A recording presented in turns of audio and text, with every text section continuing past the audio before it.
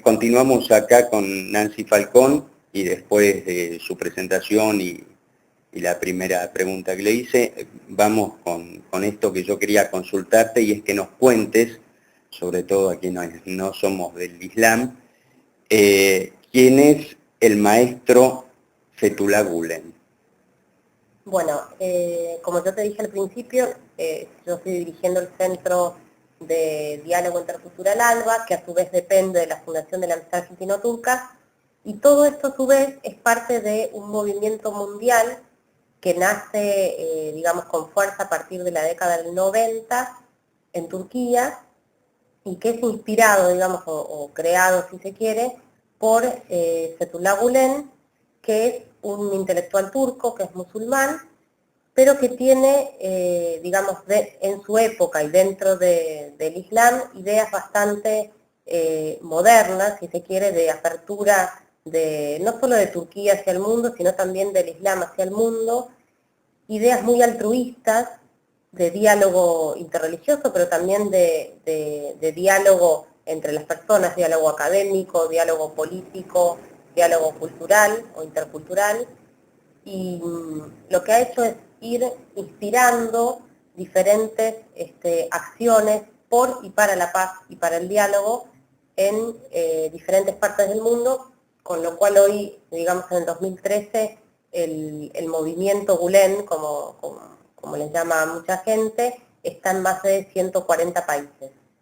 Ajá. Así que actualmente él está viviendo en Estados Unidos porque tiene un problema cardíaco que se tuvo que tratar, entonces quedó viviendo allá, pero digamos, ha inspirado millones de centros de diálogo como este en el mundo, escuelas para chicos de diferentes religiones, o sea, no escuelas confesionales, sino escuelas laicas, con educación en valores, pero abiertas a diferentes tradiciones, y también organizaciones de ayuda social en situaciones de catástrofe o también en situaciones de pobreza de diferentes países. Claro.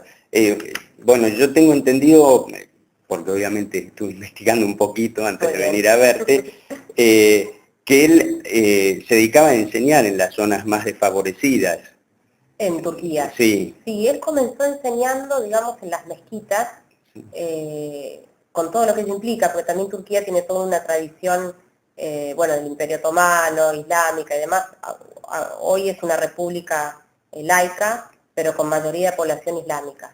Entonces, él comenzó siendo como sermones, si se quiere, en las mezquitas, pero no hablando sobre algo puntual del Islam, sino sobre otra forma de pensar el ser humano, o sea, de que el ser humano en realidad, si uno busca su esencia, tiene que encontrar paz y tiene que encontrar paz con el otro, o sea, estamos en este mundo y lo que compartimos casualmente es que somos seres humanos, entonces tenemos que empezar a crear paz en el mundo. Y él empezó con unos pocos seguidores en unas mezquitas de Turquía, de unas ciudades de Turquía, y después cada vez se fueron sumando más y más. Entonces, digamos que todo a pulmón, como decimos nosotros, se fueron haciendo la primera escuela. Él tiene un concepto bastante amplio de lo que es el Islam, porque por ejemplo, una de las anécdotas que se sabe es que al principio él decía, bueno, hay que empezar a crear escuelas, hay que empezar a que los musulmanes empiecen la vida académica, que hay que abrir la mente, y todos decían, no, bueno, vamos a crear mezquitas, porque era como lo común. Y decía, no, estamos llenos de mezquitas y en la mayoría, muchas están vacías. Lo que hay que hacer es crear educación, porque es la educación lo que te va a llevar a ser una mejor persona, a abrirte al mundo, a ser un mejor musulmán, si se quiere. Entonces, su idea en esa época revolucionaria, que ahora es algo común, que uno dice, bueno, sí, hay que crear escuelas, era, bueno, creemos escuelas laicas, o sea, abiertas para gente de diferentes tradiciones, de diferentes religiones y demás. Y eso, gracias a Dios, de a poco lo pudo llevar a cabo, con lo cual hoy hay millones de escuelas en el mundo, en Estados Unidos hay muchísimas, que son como escuelas charter, que el Estado las dona a las personas para que las administren, y aquí tenemos el Colegio Hércules, que es un colegio primario en el barrio de Flores, y ahora próximamente, si Dios quiere, vamos a tener un secundario cerca del centro, pero, o sea, todo es de a poco, pero también con una misma línea que es educación, erradicación de la ignorancia a través de la educación por un lado, erradicación de la pobreza a través de la ayuda social por otro, y erradicación de la desunión a través de estos centros de diálogo o espacios para el diálogo interreligioso y también intercultural. Claro, bueno, mirá qué bien. Decime, ¿y él tuvo un encuentro con el entonces Papa Juan Pablo II? Él tuvo un encuentro con el entonces Papa Juan Pablo II, que en esa época, o sea, nosotros hoy estamos acostumbrados al Papa Francisco, que es recontraabierto y es igual que, o sea, que como era, digamos, acá el cardenal Bergoglio, digamos, sí, que es abierto al diálogo interreligioso y demás, pero en términos, digamos, más universales, o sea, de papas y de gente que dirige grandes masas de fieles, no era muy común que se encuentre, por ejemplo, un musulmán con el Papa o con el rabino de Jerusalén y demás. Y lo que él hizo fue, cuando gozaba de mejor salud que ahora, sí. fue viajar, pedir una entrevista con el Papa, llevarle un presente. Esto creo que fue, perdóname, interrumpa, sí, en el año 1998. En el año 1998, exactamente.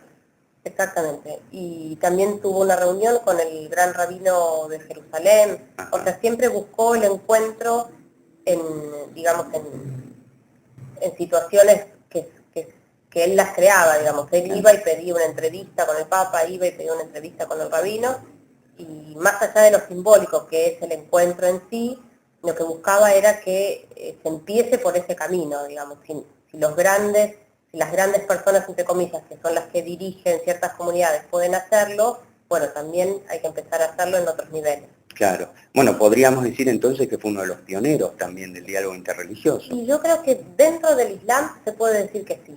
Dentro del Islam se puede decir que sí. Porque en esa época no era muy, digamos, claro, en el 98, digamos, no era muy normal que un musulmán o alguien que represente una comunidad islámica importante como el Fethullah Gülen se reúna con el Papa, por ejemplo. Claro, absolutamente. Así que sí. Yo vi también que la revista Foreign Policy Sí. lo ha nombrado, sí, dentro de los 100 intelectuales más destacados, lo cual, bueno, habla un poco de lo que ha sido.